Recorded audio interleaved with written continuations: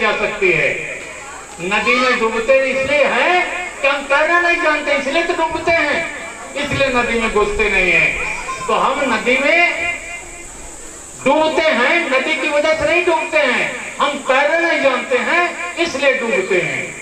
इसलिए जो समस्या हमारे सामने आ रही है, हमें उसका हल जो संगठन बता रहा है, हमें उस हल के ऊपर आचरण करने की जरूरत है। हम हल बता रहे हैं कि आपको ऐसे चलना चाहिए, वो हमारे लोग ज्यादा दूर के, हम कहते हैं हर वर्ग के लोगों को सब सदस्य बनाना है, तो सबसे पहले उन्हीं के पास में चले जाएंगे कि भैया आप सदस्य बन जाओ। उनके वो 10 रुपया कोई मायने नहीं रखता है, लेकिन वो आपको अपने बीच में एक आदमी उनका बैठा लीजिए, आपका सारा प्रोग्राम वो कंफ्यूज कर देंगे, आप लक्ष्य तक पहुंच ही नहीं सकते हैं, इतना कंफ्यूज कर देंगे। इसलिए बहुजन समाज में जो 6000 जातियां हैं, किसी भी गांव में जितनी भी जातियां वहां उपलब्ध हैं, उनमें से सब सदस्य बनाइए और उन सब सदस्यों के बीच में 21 लोगों के कार्यकारिणी बनाइए और 21 लोगों के कार्यकारिणी में वो कुछ पदाधिकारी हैं वो बनाइए। इसी तरीके से अगर हम 1000 गांव एक जिले में है, उधर कार्यकारिणी बना दिए, तो उधर हमने गांव के लेवल पर बनाया, फिर एक न्याय पंचायत के ऊपर बनाया, एक ब्लॉक स्तर पर बनाया, एक जिले स्तर पर बनाया, और उधर हर गांव में हमारे 100 कार्यकर्ता अगर एक्टिव बने हुए हैं, तो आपका ये जो राजनीतिक ढांचा है, आप एक जगह बैठ करके, आप ग्राम प्रधान से लेकर के आप संसद तक का चुनाव एक जगह बैठ करके आप जीत सकते हो। ये ताकत है उस योजना में, इसलिए इसको बना करके हम आपके बीच में लेकर के आए हैं साथियों। उसके ऊपर हमको काम करने की जरूरत है। लेकिन साथियों, जो हम समस्या बता रहे हैं, उसको हल करने का जो उपाय बता रहे हैं, उसके कदम बता रहे हैं कैसे कैसे आपको उठाना है। अगर कदम का अनुसरण नहीं करेंगे तो फिर आप वो उपलब्धि हासिल नहीं कर पाएंगे, तो आपके सामने समस्या आएगी। आप कहेंगे कि लोग हमारे साथ नहीं लग रहे हैं, लगेंगे साथियों। उनकी आदतों में बदलाव लाने में आपको समय लगेगा। जब तक उनकी आदतें, सोच तब तक नहीं बदलती है, तब तक आदतें नहीं बदलती हैं। तो इसलिए सोच बदलने के लिए आपकी बढ़िया सोच है, उनके साथ, उनकी सोच के साथ में बैठ करके आपको उनके बीच में डिबेट करना पड़ेगा। एक दिन नहीं, जब तक वो आपके अनुसार नहीं हो जाते हैं, तब तक आपको डिबेट करना पड़ेगा। बाबा साहब डॉक्टर अम्बेडकर ने कहा कि पढ़ लिख करके हमारे समाज के लोग, मैं इनको नहीं कहता है कि वो आप शहर में जाकर के बड़े बड़े विद्वानों के बीच में रहते हैं, बड़े बड़े धनी मनी लोगों के बीच में रहते हैं, क्योंकि पढ़ लिख करके बड़े ऑफिसर बन गए हैं तो शहर में रहते हैं। मैं इनको नहीं कहता कि शहर छोड़ करके फिर उन्हीं गली कूचों में जाओ, वही नाली के किनारे जाओ जहाँ बदबू आती रहती है, मच्छर पैदा होते रहते हैं। आप शहर में रहो, लेकिन कम से कम रोज नहीं, हफ्ते में नहीं, 15 दिन में भी नहीं, 1 महीने में भी अगर आप एक बार शहर से वेल सूटेड वोटेड अपनी गाड़ी में बैठ करके आप अपने उस गांव से, गली से निकल जाओ, लोग पूछेंगे कि भाई ये जेंटलमैन कौन जो इधर से गया अभी। लोग कहेंगे कि भाई वो घसीटा का लड़का है जो नाली के किनारे रहता था, अब ये शहर में SDM है, अब ये शहर में एग्जीक्यूटिव इंजीनियर है, अब ये शहर में कलेक्टर है, अब ये शहर में SSP लगा हुआ है, उसका लड़का है। तो बंदा सोचेगा कि भाई घसीटा को हमने एक बार 5 किलोग्राम अनाज दिया था, तब इससे घर में रोटी बनी थी। जब इसका लड़का बन सकता था तो मैं संपन्न था इससे ज्यादा, लेकिन हमारा लड़का तो कंचे खेलते अपनी जिंदगी बिता दिया, अभी तीतर रहता है, अभी 50 साल की उसकी उम्र हो गई है, वो तीतर बनाता है, पहले कंचा खेलता जब छोटा था। तो वो कहेगा कि चलो हमारा लड़का तो नहीं बन पाया, वो तीतर ही लड़ाएगा, लेकिन उसका लड़का जरूर बन सकता है। अपने पोते के ऊपर प्रयास करेगा कि भाई जब उसको, जिसके घर में अनाज नहीं था, उसका लड़का कलेक्टर बन सकता है, उसका लड़का एग्जीक्यूटिव इंजीनियर बन सकता है, उसका लड़का SDM बन सकता है, तो हमारा पोता क्यों नहीं बन सकता है। चेतना पैदा हो जाएगी, उसकी प्राथमिकता बदल जाएगी, उसका पोता कल इंजीनियर बनेगा, कल PCS बनेगा, IAS बनेगा, SP बनेगा और बड़े बड़े पदों पर जाएगा, सम्मानित जीवन जिएगा साथियों। इसलिए हमको अभी अपनी सोच, उनकी सोच को साथ लगा करके उनकी सोच बदलना है। जब उनकी सोच बदलेंगे तो हमारे आप जैसे वही भी देखने लगेंगे। और इसमें सबसे बड़ी भूमिका हमारी बहन बेटियों की है कि अपने घर में अगर बंद रहेंगी, चाहे कितनी मोटी कचौड़ी बना के अपने घर में खा ले, ठाकुराइन इनको बराबर में कभी नहीं बैठने देगी, न इनके बर्तन में कभी खाएगी। इसलिए अगर चाहते हो कि आपके साथ बराबरी का बर्ताव करें, तो फिर आप अपनी सोच को लेकर के अपने समाज के लोगों के बीच में जाना पड़ेगा। और ये अपॉर्चुनिटी हमारी महिलाओं के साथ में बहुत ज्यादा है। हमारे पुरुष जब जाते हैं कहीं काम करने के लिए, कई पुरुष वहां मिल जाते हैं विरोध करने के लिए, क्योंकि वो सोचते हैं जहां मैं लगा हूँ वही सबसे बढ़िया है। लेकिन वो जानते नहीं है कि हम जिसके साथ लगे हुए हैं वो कहाँ से लगा हुआ है, ये वो नहीं जानता है, तो वो लड़ने लगते हैं। लेकिन हमारे समाज की कोई महिला अपने घर से निकल करके दूसरे गांव में, दूसरे मोहल्ले में जुड़ जाती है, तो उस घर की महिलाएं, हर घर में आधी महिलाएं होती हैं, लगभग आधे पुरुष होते हैं, उस घर की महिलाएं उस महिला के साथ में खड़ी हो जाती हैं कि आओ बहन जी आप बैठो। उसको रसोई तक हम महिला को ले जाती बैठाती हैं और वो कहती है कि हम आज आपके इस मोहल्ले में महिलाओं से मिलने के लिए निकली हूँ। वो सारी औरतें उस घर की तैयार हो जाती हैं कि चलिए अभी हम उधर मोहल्ले में आपको सारी औरतों से मिलवाते हैं। इतनी अपॉर्चुनिटी, सबसे बड़ी अपॉर्चुनिटी हमारी बहन बेटियों के लिए है, तो फिर हमें उसका उपयोग करना चाहिए, हमें उसका लाभ उठाना चाहिए, हमको जाना चाहिए जहां बिना किसी कन्वेंशन के हमको इतना ज्यादा सहयोग मिल रहा है, हमें उसे अपनी प्राथमिकता में रखना चाहिए। इसलिए साथियों, आज जो ये आपका संगठन है कि भारत राष्ट्र पीपल फॉर इक्वलिटी, अभी इसके ऊपर हमें कंसंट्रेट करने की जरूरत है साथियों। जब तक इक्वलिटी नहीं आएगी हमारे साथ है, वो जो हमारा खोया हुआ हक अधिकार है वो हासिल नहीं हो सकता है साथियों। और इसके लिए जो अभी बीडीपी कर रही है कि बीडीपी का ऑब्जेक्टिव है कि जब तक ब्राह्मण वर्ग को सत्ता से बाहर नहीं करोगे, वो 7-8% लोग वो सत्ता में रहते हैं और वो इस देश में 100% अपने को रिप्रेजेंट करते हैं, क्योंकि उनके पास में पुलिस है, सीबीआई है, ईडी है और इस देश का सुप्रीम कोर्ट उनके साथ में है। इसलिए वो कहीं से नहीं होगा, वो कोर्ट से फैसला आपके खिलाफ करा देंगे, आप पुलिस के अपराधी बन जाओगे। इसलिए इन संस्थाओं का वो दुरुपयोग करते हैं, इसलिए उनको सत्ता से बाहर करोगे, दुरुपयोग नहीं कर पाएंगे। आप संविधान के अनुसार आचरण करोगे, उसके अनुसार कानून बनाओगे, इस देश में सबका हित होगा और जो वंचित वर्ग के लोग हैं उनका सबसे ज्यादा हित होगा। तो प्रयास सबसे ज्यादा किसको करना चाहिए? वंचित वर्ग के लोगों को करना चाहिए या संपन्न लोगों को करना चाहिए? तो सबसे ज्यादा वंचित वर्ग के लोगों को इसका पालन करना चाहिए, इसके ऊपर काम करना चाहिए साथियों। इसलिए हम आप सभी से ये रिक्वेस्ट करते हैं, अपने दोस्तों से, अपने साथियों से भी, अपनी बहनों और बेटियों से भी हमें रिक्वेस्ट करना चाहते हैं कि पुरुष लोग अपने परिवार की महिलाओं को थोड़ा सा सहयोग करें इसमें। और हम अपनी बहन बेटियों को भी ये कहेंगे, अपने घर में पुरुषों से वो समझौता करके, उनके साथ में वार्ता करके इस कार्यक्रम को आगे बढ़ाएं, क्योंकि जब तक ये कार्यक्रम आगे नहीं बढ़ता है तब तक आपको वो बराबरी संभव नहीं हो सकती है, वो बराबरी मिल नहीं सकती है। इसलिए जब तक बराबरी नहीं मिलती, आपकी आने वाली पीढ़ी हमसे, आपसे ज्यादा बड़ा गुलाम के बनने के कगार पर खड़ी है। इसलिए हमको इसके लिए काफी चिंतित होना चाहिए और इस चिंतन के साथ ही संगठन में ये जो नया संगठन आपको बना करके दिया है, भारत राष्ट्र पीपल फॉर इक्वलिटी, अभी उसका तभी इधर गठन हो सकता है, तभी उसका रिजल्ट आपको देखने के लिए मिलेगा साथियों। इसलिए अभी आपको इसके ऊपर पहली प्राथमिकता आपको बनानी चाहिए कि आपके पास में 24 घंटे होते हैं, आप 24 घंटे में 5 घंटे नहीं, 4 घंटे भी नहीं, 3 घंटे भी नहीं, 2 घंटे भी नहीं, आप 1 घंटे निकाल लीजिए कि भाई बाबा साहब ने कहा कि अगर आप 100 रुपया कमाते हो तो उसका 20वां हिस्सा आप उसका 20वां ही 19 हिस्सा अपनी दिनचर्या पे खर्च करते हो, तो 20वां हिस्सा समाज में सम्मान से जीने के लिए खर्च करो। तो आप 24 घंटे को 20वां हिस्सा कितना बनता है? 1 घंटा सवा घंटा बनता है, तो 1 घंटा सवा घंटा नैतिक आधार पर आपको समाज के लिए निकालने की जरूरत है साथियों। तो जिस दिन आप 1 घंटा सवा घंटा समाज के लिए निकालने लगोगे, उस दिन समाज आपके साथ खड़ा दिखाई देगा, ये हम आपको गारंटी करते हैं साथियों। लेकिन पहले आपको अपने घर से निकलना पड़ेगा।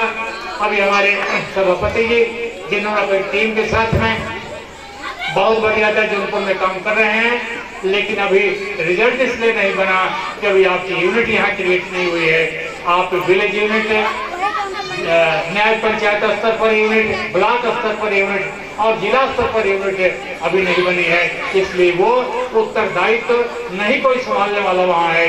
तो उत्तरदायित्व संभालने वाला वो पॉइंट बनाइए, तब जाकर के आपको, आप जो इलेक्शन आ रहा है सब जगह आपको रिजल्ट देगा। आप अगर एक बार यूनिट बना दिया तो आपको चाहे ग्राम पंचायत का चुनाव हो, चाहे वो बीडीसी का चुनाव हो, चाहे जिला पंचायत का चुनाव हो, चाहे विधानसभा का चुनाव हो, चाहे लोकसभा का चुनाव हो, सब जगह आपके उम्मीदवार जीत करके जाएंगे। दूसरा किसी का खाता नहीं खुल सकता है। इसलिए अभी आपका प्रयास जारी है, इसको और सक्रिय करने की जरूरत है साथियों। तो और ज्यादा ना करते हुए अभी आपको और ज्यादा कुछ न कहते हुए, क्योंकि बैठ करके जब प्लान करते हैं उस समय हमको उधर योजनाएं बनाने की जरूरत है। इधर हमको मंच के ऊपर अपनी योजना कैसे करेंगे, किधर कदम रखेंगे, कितने कदम रखेंगे, इसको इधर हम डिस्क्लोज करने की आवश्यकता नहीं महसूस करते हैं। तो साथियों, इसके ऊपर आपकी प्राथमिकता बननी चाहिए। और बाबा साहब डॉक्टर अम्बेडकर ने जब इस बात को कहा 5 लाख भीड़ के सामने रोते हुए कि हमको अभी हमारे पढ़े लिखे लोगों ने धोखा दिया, तो ये पढ़े लिखे लोग महसूस कर रहे हैं, इसलिए इतनी देर तक बैठे हैं। तो हमारी प्राथमिकता भी बाबा साहब के बताए अनुसार होनी चाहिए, तभी हमें उपलब्धि हासिल होगी। और हम उम्मीद करते हैं कि जिस दिन आपने ये कदम बढ़ा लिया उसी दिन पूरा समाज आपके सामने हो जाएगा साथियों। और जब आपके साथ में होगा तो आप क्या करते हो उससे और प्रभावित होगा कि बिना खाना खाए हुए, बिना पानी पिए हुए ये हमारे लिए काम कर रहे हैं, उस दिन आपकी तरह ही रहने लगेगा। ये आपको अपने साथ रख कर उसका अनुभव दे सकते हैं। इन शब्दों के साथ में अगली बार जब हम मिलेंगे, अभी हम निकट भविष्य में फिर इधर आएंगे, इसकी यूनिट्स को देखने के लिए अभी कहाँ इकाइयाँ बना दिया है बीडीपी के माध्यम से, और भारत राष्ट्रीय इक्वलिटी के ऊपर कितना काम आगे बढ़ा है, फिर हम आपसे मुलाकात करेंगे।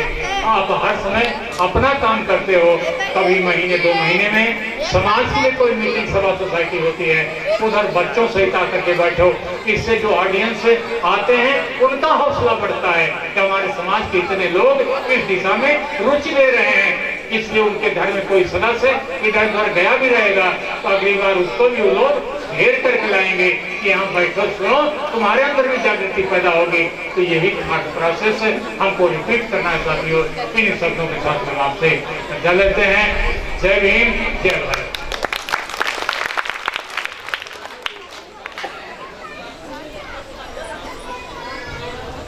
बहुत बहुत साधुवाद सर जी। सौहार्दपूर्ण जिंदगी जीने नहीं देता, सौहार्दपूर्ण जिंदगी जीने नहीं देता, चादर फटी समाज की सीने नहीं देता, शेर और बकरी साथ में पानी पिए तो कैसे, ये सियासत करने वाला हमको पीने नहीं देता, हमको पीने नहीं देता। दोस्तों, गैर बराबरी खत्म करने के लिए बाम सेफ ने जो इधर एजेंडा दिया, उसी एजेंडे से इस गैर बराबरी को खत्म कर सकते हैं। पहला एजेंडा शिक्षा, जो इधर मांगा कर दिया गया है और खत्म कर दिया गया है, इसलिए शिक्षा फ्री होनी चाहिए। 1 नेशन 1 एजुकेशन, एक राष्ट्र और एक समान शिक्षा। 4 वर्ष से लेकर के 18 वर्ष तक के बच्चे को शिक्षा फ्री मिलनी चाहिए। अगर इससे ऊपर बच्चा पढ़ना चाहता है तो कंपटीशन के आधार पर इधर उसे उच्च कोटि की शिक्षा मिलनी चाहिए। दूसरी व्यवस्था स्वास्थ्य, भारत देश में मजलूम और गरीब ज्यादा है, शोषित पीड़ित ज्यादा है, इनके लिए उच्च कोटि की स्वास्थ्य सेवा होनी चाहिए। प्राइमरी से लेकर के सर्जरी तक ये व्यवस्था फ्री होनी चाहिए। तीसरी व्यवस्था, इस देश को, जिस देश के आय के साधन है और उत्पादन के साधन है, उन सभी का राष्ट्रीयकरण होना चाहिए।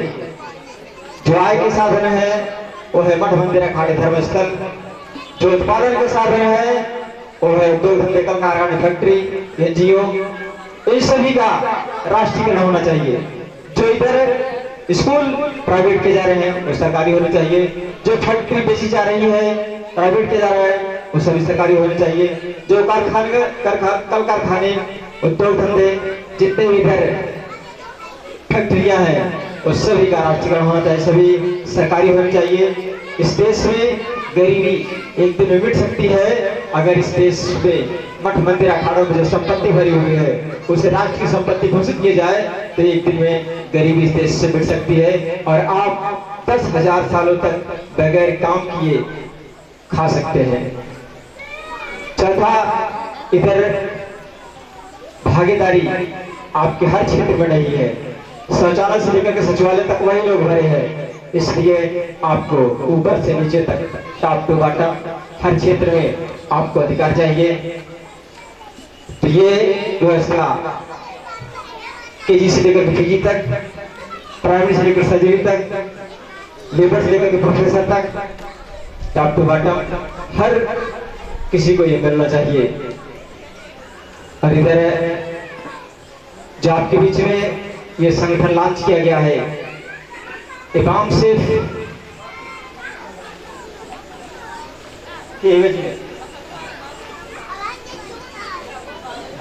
ने जो इधर काम किया आपको दिया, जो उपलब्धि बाम सिर्फ के माध्यम से मिली, इसलिए बाम सिर्फ को कई हजार खंडों में बांट दिया गया। और आज लोग समझ नहीं पाते हैं कि इधर कौन से लोग असली हैं और कौन से लोग नकली हैं। इसलिए एक व्यक्ति ने आरटीआई दाखिल की 2012 में, तो उस आरटीआई ने जो इधर आपको दिया कि भाई इसके राष्ट्रीय अध्यक्ष कौन है, राष्ट्रीय उपाध्यक्ष कौन है और राष्ट्रीय महासचिव कौन है। तो 2012 में जो आरटीआई से सूचना मिली, राइट टू इंफॉर्मेशन सूचना के अधिकार के तहत, उसने दिया कि राष्ट्रीय अध्यक्ष विजय भाई राठौर, राष्ट्रीय उपाध्यक्ष माननीय रेशमी हरिया, राष्ट्रीय महासचिव अतरवीर सिंह। तो इधर ये भारत में जितने भी लोग हैं किसी के लिए बाध्यता नहीं है इससे जुड़ने के लिए, बाम सिर्फ में बाध्यता है आपको सरकारी कर्मचारी होना पड़ेगा, ऐसा पे बाध्यता है आप आंदोलन कर सकते हो। इसका काम सिर्फ जागरूकता फैलाने का है। इस संगठन को इधर जितने लोग पढ़े लिखे आए हैं वो सभी इस पम्पलेट को लेकर के जाएंगे। अभी आपके बीच में पत्रकार महोदय है और इधर प्रेस वार्ता होगी और आप भी इस पम्पलेट को लेकर के जाएंगे। इधर कल आपको इधर प्रेस में निकालना है और इससे इस कार्यक्रम को समापन करने के लिए हम आपके बीच में आहूत करते हैं। इस समारोह का अध्यक्षता कर रहे माननीय अध्यक्ष महोदय माननीय जितेंद्र बौद्ध, मंडल अध्यक्ष भारत राष्ट्रीय डेमोक्रेटिक पार्टी वाराणसी, आपका तालियों के बीच आह्वान करते हैं कि आप आए अपने मुखालिफ सभा को संबोधित करें। कि माझी तेरी कश्ती के तलबगार बहुत है, माझी तेरी कश्ती के तलबगार बहुत है, कुछ इस पार तो कुछ उस पार बहुत है, तूने खोली है जिस शहर में शीशे की दुकान उस शहर में पत्थर के खरीदार बहुत है, पत्थर के खरीदार बहुत है।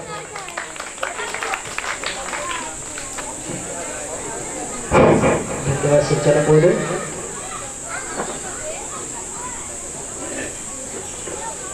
सर्वप्रथम विश्व को शांति का संदेश देने वाले महान काव्य बुद्ध को नमन करते हुए एवं सामाजिक क्रांति के प्रदूत महामना राष्ट्रपिता ज्योतिबा फूले के चरणों में नमन बंदन करता हूँ, श्रद्धा सुमन अर्पित करता हूँ। उसके बाद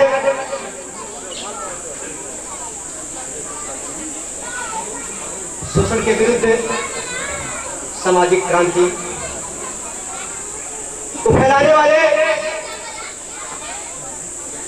the symbol of knowledge Bodhisattva, जिनके पास 32 डिग्रियां, जो 32 डिग्रियों से सुशोभित होते हैं, उनके ज्ञान का डंका आज भारत में ही नहीं पूरे विश्व में बचता है। ऐसे महामना महान पुरुष बोधिसत्व बाबा साहब को मैं वंदन करता हूँ। उनके बाद बहुजन समाज में जन्मे तमाम संतों, गुरुओं, महापुरुषों को नमन वंदन करता हूँ। आज के कार्यक्रम में उपस्थित है मान्यवर मुख्य अतिथि, मान्यवर विशिष्ट अतिथि, बड़े बुजुर्ग, माताओं, बहनों, नन्हे मुन्ने बच्चे, सभी को एक बार फिर से क्रांतिकारी जय भीम। साथियों, आज बाबा साहब की 131वीं जयंती का आयोजन आपके बीच में किया गया है। उस आयोजन में आपने भाग लिया। आपने देखा हमारे बीच में जो मुख्य अतिथि, विशिष्ट अतिथि जी आपके बीच में आए, उन्होंने आपको एक ऐसी बातों से अवगत कराया जिनका वास्ता आपका दूर दूर तक नहीं था। आपके दुखों का कारण बताया। दुख क्या है? बुद्धा ने कहा दुख है तो दुख का कारण भी है। अगर कारण है तो बाबा साहब ने कहा आपका निवारण भी है। कारण क्या है? आपने देखा अच्छी तरह से कि आज आपको पढ़ने का अधिकार छीना जा रहा है आपके बीच से। दूसरा क्या है कि आपके पास पैसा नहीं है जो आपका इलाज हो सके। क्या कोई ऐसा व्यक्ति है जो बड़े बच्चों को नहीं पढ़ाना चाहता है, जो खुद पढ़ना नहीं चाहता है? विश्व में कोई ऐसा व्यक्ति नहीं है। इसलिए आपका कारण है दुख का कि आपके बच्चों को पढ़ने को नहीं मिल रहा है, आपको दवा नहीं मिल रही क्योंकि आपके पास पैसा नहीं है। और कारण क्या है? कारण यह है कि आपको रोजगार नहीं मिल रहा है। अभी हमारे अध्यक्ष महोदय ने बताया कि आपके पास पैसा नहीं था, तब आपको वहां से पैदल खेदा गया। यह कारण है। आप दवा लेने जाते हैं तो आपका जो डॉक्टर जो होता है वो कारण पूछता है, कारण के हिसाब से आपको दवा दिया जाता है ना। तो अगर आपको दवा भी मालूम हो गई और यह बीमारी का कारण भी मालूम हो गया तो दवा आपको खानी पड़ेगी कि पड़ोसी को? आपको खानी पड़ेगी। अगर आपको खानी पड़ेगी तभी आपका दर्द ठीक होने वाला है। जो आपके बीच में बताया गया कि मठ, मंदिर, अखाड़े, आश्रम में इतनी अकुल संपदा पड़ी हुई है, उस संपदा को, उस धन को जो है आपके भारत सरकार की मशीनरी भी नहीं गिर पाई। अगर वह पैसा सोचिए आपके विकास में लगा दिया जाए, आपके शिक्षा में लगा दिया जाए, आपके रोजगार में लगा दिया जाए, तो आपका जो ये दुर्दिन है वह 1 मिनट में समाप्त हो सकता है। हो सकता है ना? हो सकता है, हो सकता है ना? अगर हो सकता है इसको कौन करेगा? इसके लिए आपको आगे आना होगा, क्योंकि बलि कभी शेर की नहीं दी जाती है, दी जाती है। बलि हमेशा बकरे की दी जाती है। आपको बकरा बनाया गया बलि का और आपकी बलि चढ़ती रही और आप खामोश होते रहे। इसलिए इस खामोशी को तोड़ो। जब तक खामोशी नहीं तोड़ोगे तब तक बलि आप और आपका आने वाला वक्त, आपका आने वाला कर चढ़ता रहेगा। उसको कोई रोक नहीं सकता। बाबा साहब ने कहा आपको हक अधिकार कोई थाल सजा कर नहीं देने वाला आएगा।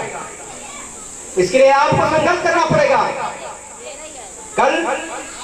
कल आपका जो बीता है, कल आपको पीने को पानी नहीं था, आज एक्वागार्ड का पानी है। कल खाने को रोटी नहीं थी, आज घर घर में पक रही बिरयानी है।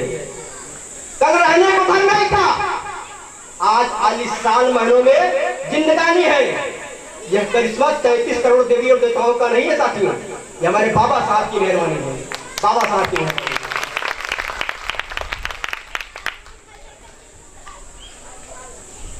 आज आपके बीच में जो दिया गया ताली बजाकर आप सो जाओगे तो इसका कुछ मतलब नहीं निकलने वाला है। आप यहाँ से जाकर खो जाओगे इसका कुछ मतलब निकलने वाला नहीं है। अगर आपको दवा और बीमारी पता चल गई है इसमें आपको काम भी करना पड़ेगा। इसलिए मैं कहता हूं करना हो तो बाबा साहब के मिशन का एक काम कीजिए, वरना कब्र में मुर्दों के साथ जाकर आराम कीजिए। तो बहुत सारी बातें आपको बताई गई। राष्ट्रीय अध्यक्ष उपाध्यक्ष जी आपने बहुत सारे ऐसे बातों से आपको परिचय कराया, रूबरू कराया। वह जो है आपके बीच में अब वह जो है निरंतर चलना चाहिए। इसलिए मैं अब आप लोगों का बहुत बहुत शुक्रगुजार हूँ। हमारे बीच में जो पत्रकार बंधु आए उनका भी मैं तहे दिल से स्वागत अभिनंदन वंदन करता हूँ। आपके बीच में जो चलकर दूर दूर से आए उन सभी को एक बार फिर से जय भीम। और आपके बीच में जो सामने बैठे हुए हैं उन सभी को एक बार फिर से जय भीम। मैं अपनी वाणी को विराम देता हूँ। सभी को एक बार फिर से जय भीम।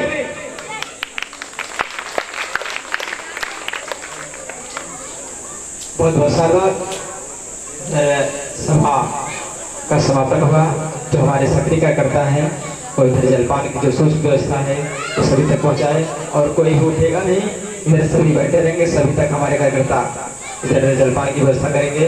और इधर फनकार बंधु है, इधर आपको इधर अपने गीतों के माध्यम से आप तक बाबा साहब के विचार पहुँचाने का कोशिश करेंगे।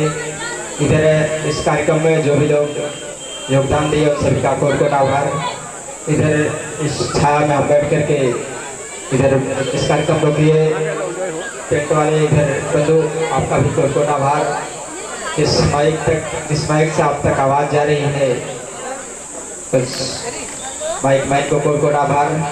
इधर जिन कार्यकर्ताओं ने अपना तन, अपना मन, अपना धन लगा करके इस कार्यक्रम को सफल बनाने में अपना अमूल्य योगदान दिया, उन सभी कार्यकर्ताओं का कोट कोट आभार। और इस कार्यक्रम को सफल बनाने में जो भी बंधु उपस्थित रहे आप सभी का कोट कोट साधुवाद। जय भीम, धन्यवाद। आप इधर